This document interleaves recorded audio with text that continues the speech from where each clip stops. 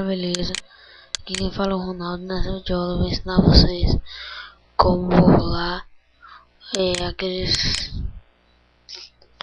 downloads que pedem número do celular. É muito simples. Quando pedir, você tem que vir aqui nessa barra de endereços e ver aqui, ó. No caso, esse aqui é o link para o download. Vocês vão procurar onde tem http www. onde o site que você vai baixar. Você seleciona essa parte e apague a outra que não está selecionada. Dê um enter.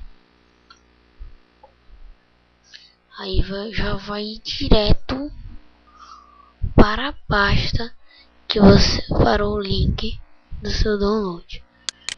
Aí é muito simples, depois só fazer isso e